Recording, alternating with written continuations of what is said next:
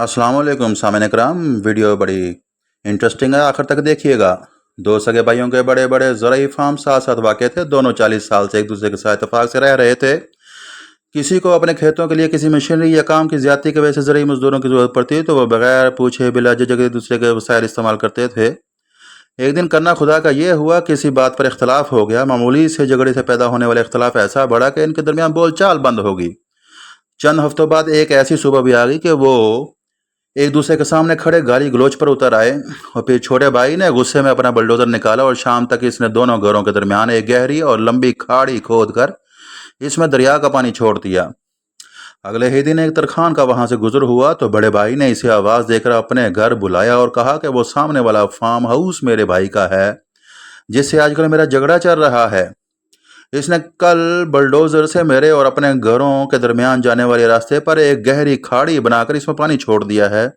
मैं चाहता हूं कि मेरे और इसके फार्म हाउस के दरमियान तुम 8 फुट ऊंची बाड़ लगा दो, क्योंकि मैं इसका घर तो दूर की बात इसकी शक्ल भी अब देखना गवारा नहीं करता।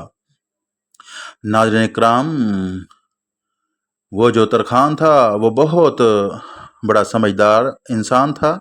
उसने सर हिलाते हुए कहा कि मुझे पहले आप वो जगह दिखाएं जहां से मैंने बाढ़ को शुरू करना है, ताकि हम पैमाइश के मुताबिक साथ वाले कस्बा से ज़रूरत के मुताबिक मतलूबा सामान ला सकें। मौका देखने के बाद तरखान और बड़ा भाई साथ वाक़ई एक बड़े कस्बा में गए और 3-4 मुतल्लका मजदूरों के अलावा एक बड़ी पिकअप पर ज़रूरत का तमाम सामान लेकर आ गए। तरखान ने इसे कहा कि अब आप आराम करें, अपना काम हम पर छोड़ दें। तरखान अपने मजदूरों कारीगरों समेत सारा दिन और सारी रात काम करता रहा। सुबह जब बड़े भाई की आंख खुली तो ये देखकर इसका मुंह लटक गया कि वहाँ 8 फुट तो कुजा 1 इंच ऊंची बाढ़ नाम की भी कोई चीज़ नहीं थी।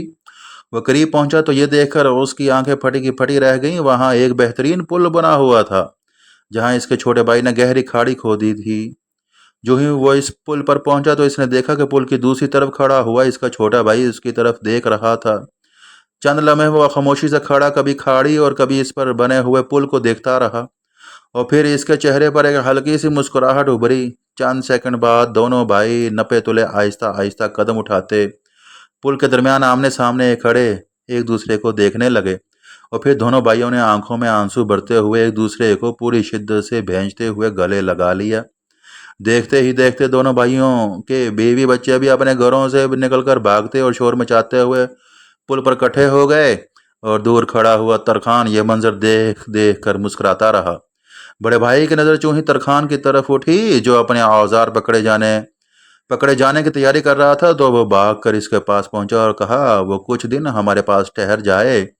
लेकिन तरखान ये कहकर चल दिया, इसे अभी और बहुत से पुल बनाने हैं।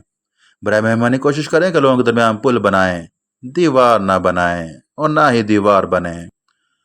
अल्लाह ताला आपका हामी और नासिर हो। वीडियो अच्छी लगे कमेंट, लाइक और शेयर ज़रूर करें ताकि हमारी हौसला अफजाई हो।